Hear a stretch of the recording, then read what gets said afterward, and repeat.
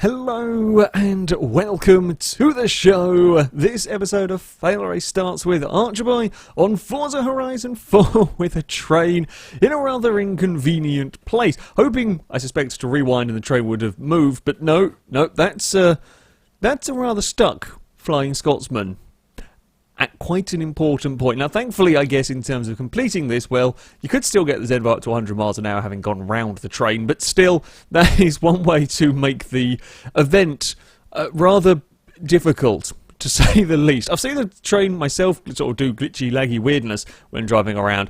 Personally, haven't seen it frozen, and yeah, that's literally the perfectly worst place to be stuck. There's still kind of these smoke effects going on at the front. There's kind of like a weird, almost a mini thunderstorm, lightning storm going on inside the smoke effects. The lighting gets a bit confused, but yeah, that's a stricken and rather inconveniently positioned train. Up next, Mustangbugatti on Horizon 4 is exploring around trying to find a bonus board somewhere around these houses. The thing is, well, the scenery is being less than helpful. There's a rather large kind of difference in the height there, and as the car tries to climb, physics has enough.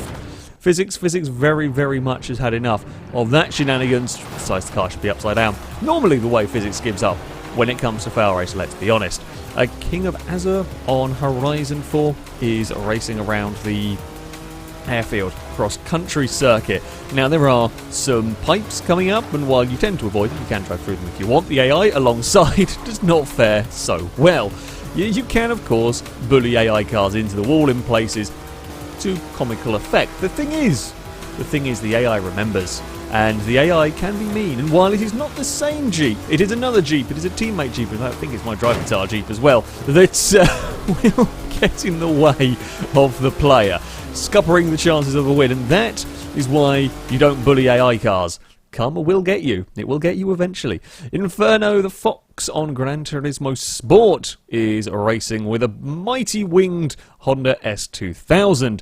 However, little did they know around this circuit they have placed these new anti-corner cutting cones, and you see when you hit them, well, your car has to go upside down. Unfortunately, Gran Turismo Sport resets the car far too fast for it to actually complete the roll, but still, the cone rolled the car over. I think that should be in more games, personally. I think there's definitely a deterrent to any sort of corner cutting if you're going to immediately fall over. I am Larson on Assetto Corsa, racing around Bathurst with an MX-5. Carries a little bit too much speed at the top of the course, clonks the wall, and the Mazda decides to hide under the circuit out of embarrassment, I think. I mean, it's one way to kind of get out of the situation, but perhaps wouldn't prefer my Mazda to sink, but there we have it. On to Watch Dogs next. And the great thing about the police chases in Watch Dogs, and in Watch Dogs 2, of course, you can control bits of the city to, well, create havoc. The problem is, though, when you mistime them a little bit, when a police car, for example, is alongside you, and the bollards go up underneath your car and launch you into the bridge. That's quite an impressively wedged SUV. Unfortunately, it does fall out. However, the police wouldn't have expected to have to find the car up there. Lehigh on WreckFest, with the AI getting a little bit confused. Now, I have seen this with modded circuits before, where you have kind of like the rallycross style starts. Occasionally, they get a little bit befuddled, but I've never quite seen it to such a great extent. Yep, that's almost all of them. In fact, one car broken before it's even left the start line. While, okay, maybe it was being run on realistic damage, that's still quite impressive. That's still quite impressive as cars eventually gather themselves up and get going. Yeah, that's not the greatest of starts. Macaroni on Armour 3, with a tank going to give APC a poke. Turns out, APC does not like that. It's launched through the air. A lot of people bail out. I don't know if they survive. Probably not as the truck sort of flips and rolls around on the floor. Yet, Tank is strong. Tank is strong. Messing around with military vehicles can be sketchy.